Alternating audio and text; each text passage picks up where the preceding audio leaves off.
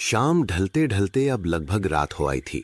घर से कुछ ही दूरी पर गांव के तालाब में मेंढकों ने टर्राना शुरू कर दिया था और साथ में झींगुरों की आवाज भी गूंज रही थी।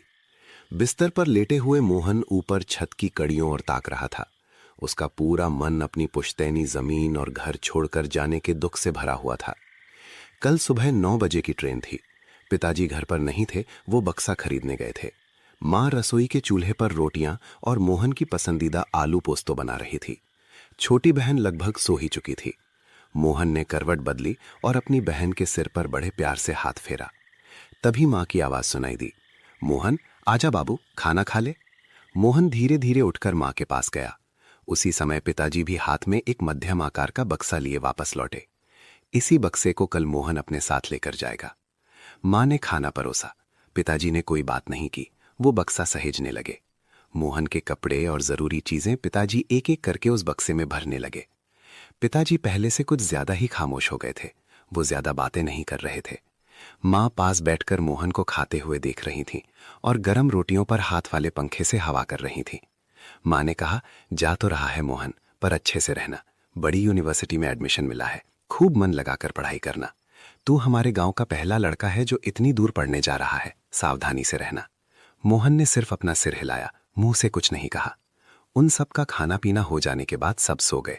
सुबह जल्दी नींद खुलने के बाद मोहन ने आखिरी पलों की तैयारियां की। नहा धोकर और सुबह कुछ खाकर वो निकलने के लिए तैयार हो गया। पिताजी ने कहा, खूब मन लगाकर पढ़ना, तू ही हमें इस गरीबी की हालत से बाहर निकाल सकता है। ये कहकर उन्होंने मोहन के सिर पर हाथ फेरा। माँ ने कहा, मैंने तो रास्ते के लिए टिफिन पैक कर दिया है, आप जाइए और लड़के के लिए कुछ सूखा नाश्ता, चिवड़ा, मुड़ी और बिस्किट ले आइए। पिताजी के किराने की दुकान पर जाने के बाद माँ ने चुपके से 500 रुपए का एक नोट छोटा सा मोड़कर मोहन के हाथ में थमा दिया। धीरे से बोली, ये ले, रास्ते में तेरे काम आएगा, पिताजी को मत बताना, चुपचाप रख ले।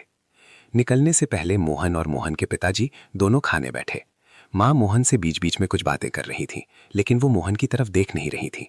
मोहन समझ पा रहा था कि माँ बहुत तकलीफ में है। उनका बेटा कभी भी बाहर नहीं गया था, पहली बार वो अपने बेटे को बाहर भेज रही थी। बहुत मुश्किल से उन्होंने अपने आंखों के आंसू रोक रखे थे और वो उस दुख को बेटे को महसूस नहीं होने देना चाहती थी। अगर आंखों में देखा तो वो भाव चेहरे पर उभर आएंगे, इसीलिए वो बेटे के चेहरे की तरफ देख नहीं पा रही थी।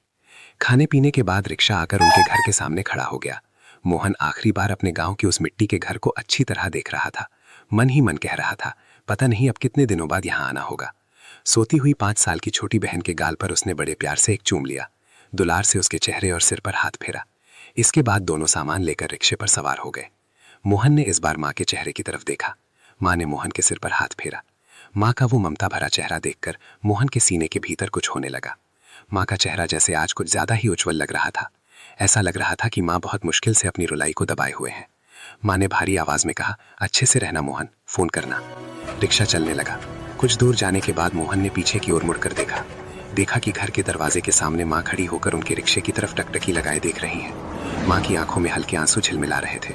माँ की आंखों में आंसू मोहन के दिल के भीतर जैसे मरोड़ उठ गई। उसे जैसे समझ आ गया कि उसके कंधों पर अब कितनी बड़ी जिम्मेदारी है।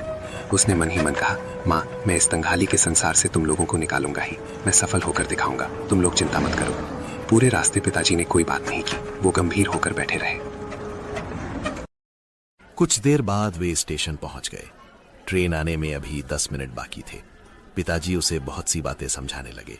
बाहर सावधान रहना होगा, किन लोगों से मिलना जुलना है, कैसे चलना है। उन्होंने पानी की एक बोतल खरीदकर उसके कंधे वाले बैग में डाल दी। देखते ही देखते ट्रेन स्टेशन पर आ गई। पिताजी ने मोहन को ट्रेन में चढ़ा दिया। उसका सामान और बक्सा सीट के नीचे रख दिया और बैग ऊपर। जेब से कुछ पैसे निकालकर उसके हाथ में दिए। उसने गिनकर देखा, 5000 रुपए थे। यही बहुत थे। उसने पैसे जेब में रख लिए। ट्रेन छूटने का वक्त हो गया था।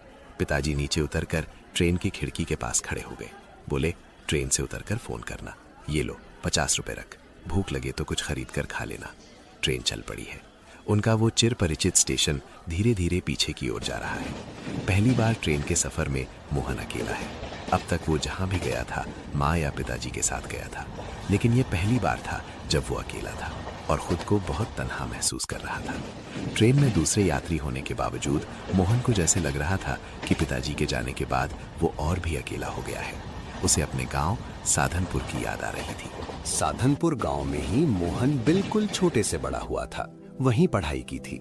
वहीं उसने इंटर में बहुत अच्छे नंबर हासिल किए थे। शुरू से ही उसकी इच्छा थी कि वो बड़ी यूनिवर्सिटी में पढ़ाई करे, इसलिए पढ़ाई की जिद बचपन से ही थी। वो जियोलॉजी लेकर पढ़ना चाहता था, लेकिन उनका परिवार बहुत गरीब था। अपनी खुद की जमीन होने के बावजूद घर मिट्टी का था। पिताजी मजदूरी करते थे। दिन भर में जो कमाई होती थी उसी से खाना पीना और दूसरे खर्च चलते थे। उसकी एक 5 साल की छोटी सी प्यारी बहन है। वो अपनी बहन को बहुत प्यार करता है। मोहन चाहता था कि वो अपनी छोटी बहन को किसी अच्छी जगह पढ़ाए, लेकिन पैसों की कमी की वजह से वो गांव के ही एक स्कूल में पढ़ रही है। इंटर के बाद जब उसे प्रेसिडेंसी कॉलेज में मौका मिला तब वो बहुत खुश हुआ था, लेकिन ये सोचकर उसे बुरा भी लग रहा था कि वो माँ बाप को छोड़कर चला जाएगा। गांव का कोई लड़का पहली बार इतनी दूर पढ़ने जा रहा था, इसलिए गांव के मान सम्मान वाले लोगों ने उसे शुभकामनाएं दी थीं। चौधरी काका कल फूलों की माला लेकर आए थे और मिठाई खिलाकर बोले थे, बेटा मोहन, अच्छे से रहना, अपने बाप का नाम रोशन करना। गांव का पहला लड़का है तो जो इतनी दूर पढ़ने जा रहा है, तुझे जीवन में कुछ करना ही होगा। वो करेगा। जीवन में एक अच्छे मुकाम पर उसे पहुंचना ही होगा। जब उसे नौकरी मिल जाएगी तब वो अपनी माँ का सपना पूरा करेगा। उसकी माँ का सपना था कि एक अच्छा पक्का घर होगा, अपना एक बड़ा कमरा होगा। पिताजी को फिर हर दिन काम पर नहीं जाना पड़ेगा। छोटी बहन बहुत अच्छे स्कूल में पढ़ाई करेगी। अब उन्हें पैसों की तंगी नहीं झेलनी पड़ेगी। पिताजी को फिर किसी से उधार नहीं लेना पड़ेगा। दुर्गा पूजा या होली पर वे अच्छे कपड़े पहनेंगे। घर में अच्छे अच्छे पकवान बनेंगे, पनीर, पुलाव या फिर मांस मछली। पैसा खर्च करने के लिए बार बार सोचना नहीं पड़ेगा। कहाँ जा रहे हो भाई? एक भारी और गंभीर आवाज से मोहन की तंद्रा टूटी। हावड़ा। सामने की सीट पर एक अधेड़ उम्र का व्यक्ति बैठा था।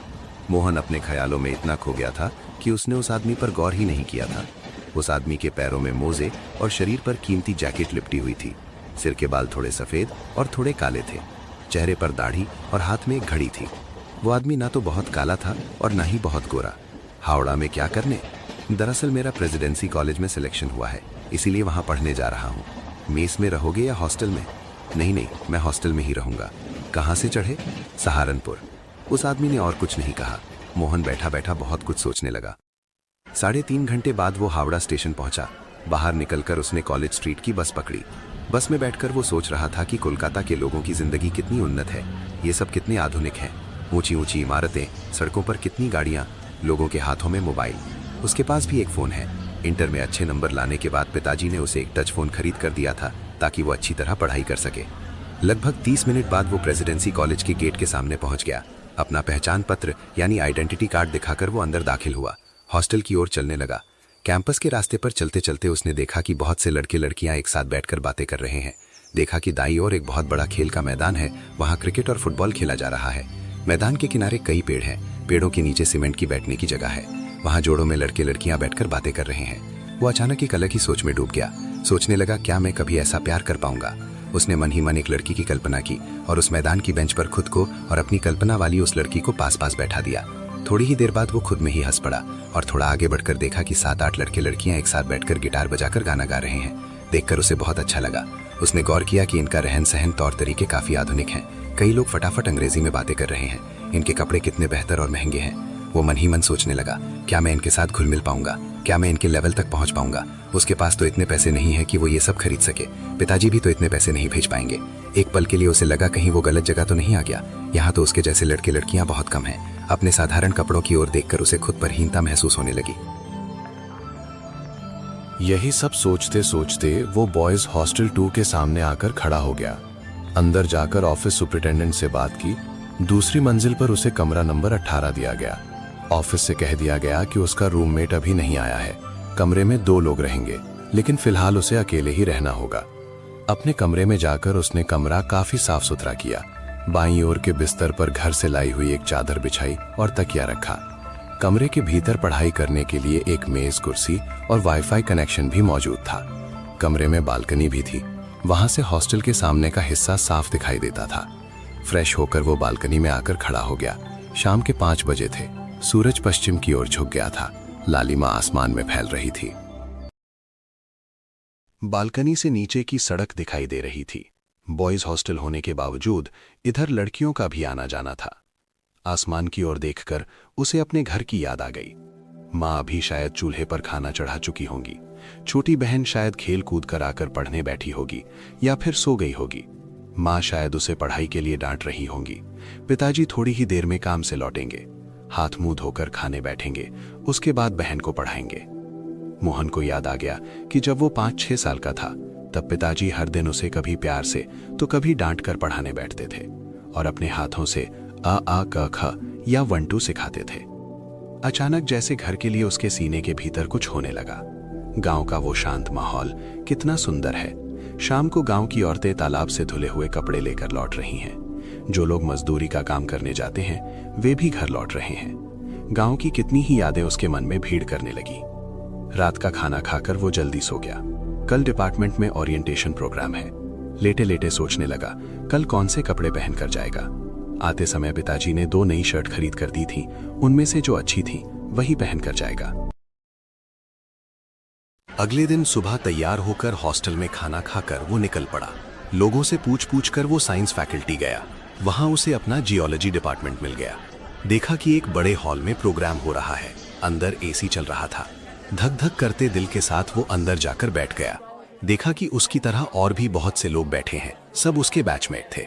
कुछ लड़के लड़कियां एक दूसरे से जान पहचान कर रहे थे। उसके पास बैठे लड़के ने खुद ही परिचय दिया। Hello, what is your name? Mohan. तुम्हारा? आदित्य। ओ सॉरी, हम तो एक ही बैच के हैं, तो अब से मैं तुझे तू कहूंगा। बाय द वे, तेरा घर कहाँ है? सहारनपुर। तेरा?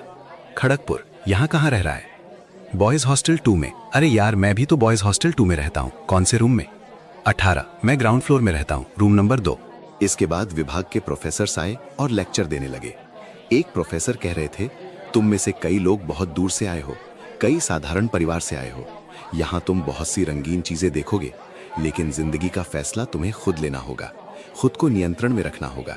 यही वो जगह है जहाँ खुद को लुटाया भी जा सकता है और फिर से नया गढ़ा भी जा सकता है। ये बातें मोहन के कानों में बहुत गहराई से लगी। सच ही तो है। यहाँ आकर वो कितनी रंगीन चीजें देख रहा है। वो तो आया है खुद को स्थापित करने। प्रोफेसर से मोहन की आंखें मिलते ही सर ने उसे इशारे से आश्वस्त किया। आदित्य ने कान में पूछा, सर का नाम जानते हो? बीजीएम सर, विक्रम गुप्त मिश्रा। इसके बाद सीनियर्स आए। सब माइक पर अपना परिचय दे रहे थे। मोहन का दिल धक धक कर रहा था। सबने कितने स्टाइलिश कपड़े पहने थे, कितना आधुनिक उनका अंदाज था। मोहन की बारी आई तो उसने संक्षेप में अपना परिचय दिया और हट गया। इसके बाद स्नेहा नाम की एक चंचल पर विनम्र लड़की आई। परिचय खत्म होने के बाद वो मोहन के पास आकर खड़ी हो गई। Hello, I am Sneha. I am Mohan. लड़की दिखने में बहुत सुंदर थी। छोटी मोटी कुछ बातें करके मोहन बाहर निकल रहा था। आदित्य को बुलाकर कहा, मैं हॉस्टल जा रहा हूँ। मोहन ने लाइब्रेरी कार्ड के बारे में पूछा तो आदित्य ने कहा कि वो बाद में होगा। उनके बैच के और भी कई लोगों से मोहन की जान पहचान हुई। हालांकि अपने साधारण देहाती अंदाज की वजह से वो कुछ शर्म महसूस कर रहा था। हॉस्टल लौटकर रात के खाने पर मनोज, कार्तिक जैसों के साथ मोहन की काफी अच्छी दोस्ती हो गई। अगले दिन सुबह विभाग जाकर उसे आदित्य मिला। देखा कि आदित्य यहाँ अलग अलग राजनीतिक दलों से बातें कर रहा है। वो हैरान था कि आते ही आदित्य राजनीति से कैसे जुड़ गया। मोहन लाइब्रेरी कार्ड का फॉर्म भरकर जमा करने की जगह ढूंढ रहा था। ऐसे समय में उसने देखा कि स्नेहा आ रही है। हिम्मत करके उसने पूछा, लाइब्रेरी कार्ड का फॉर्म कहाँ जमा करना होगा? स्नेहा ने मीठी मुस्कान के साथ कहा, रूम नंबर 32 में दे आओ। कल तुम्हारा परिचय बहुत अच्छे से तुमने दिया था। मोहन ने हल्की मुस्कान के साथ शुक्रिया अदा किया। फॉर्म जमा करके वो बाहर आकर स्नेहा को ढूंढ रहा था, लेकिन वो उसे और नहीं दिखी। उसने सोचा था कि कार्ड लेकर उसके साथ कुछ और बातें करेगा। उस लड़की में जैसे एक अजीब सी माया, कशिश है जो पल पल उसकी मौजूदगी की जरूरत महसूस करवाती रहती है। गांव से आया हुआ लड़का मोहन क्या अपने सपनों को सच कर पाएगा या फिर वो खो जाएगा प्यार की एक अनजानी दुनिया में? जानने के लिए सुनना ना भूलें एक तरफा प्यार। हमारे साथ जुड़ना ना भूलें, सब्सक्राइब कीजिए।